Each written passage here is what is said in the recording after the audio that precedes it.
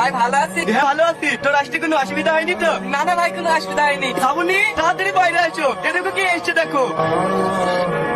হা করে কি দেখছি, ওর সাথে কথা বল।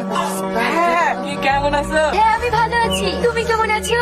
এই তোর না বাইরে ডাক থাকবি না ভেতরে যাবি? হ্যাঁ যাচ্ছি।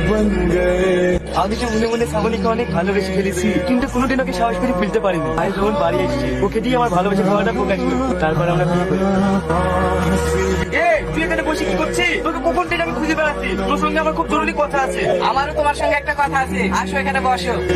বল কি বলবি? না আগে তুমি বলো। আমি শ্রাবণী সম্বন্ধে তোকে কিছু কথা বলতে চাই। শ্রাবণীকে প্রথম দেখাতে আমি অনেক ভালোবেসে ফেলেছি।